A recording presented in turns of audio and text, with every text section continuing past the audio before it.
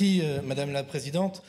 Bon, d'abord, effectivement, remarquez que je vois que certains s'accrochent à laisser dans l'article 3 des dispositions, mais vu la faible portée des dispositions de l'article 3 telles que nous en avons parlé hier, je ne voudrais pas qu'on passe un temps excessif à quelque chose qui me paraît assez vain finalement, malheureusement.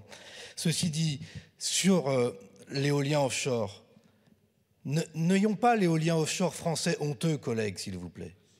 Je vous parle depuis Saint-Nazaire, où c'est une fierté que d'avoir le premier parc éolien en mer.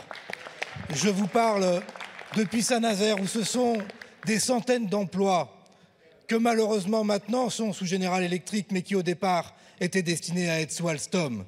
C'est un parc fait par EDF Renouvelables.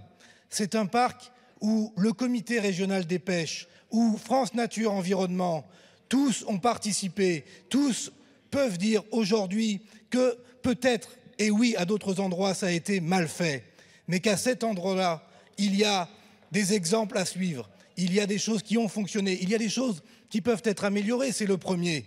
Soyons aussi le reconnaître humblement. C'est notre premier parc, et quand j'entends des collègues des Républicains, c'est un peu curieux que ce soit moi qui vienne défendre une décision prise par Nicolas Sarkozy. Mais quand même,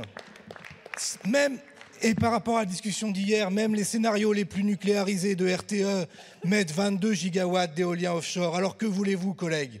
Sachons défendre, par contre, sur ce sujet-là, une ambition sociale, une ambition écologique, une ambition industrielle, sur lequel, là, nous attendons que le gouvernement soit plus au rendez-vous qu'il ne l'a été jusqu'à présent.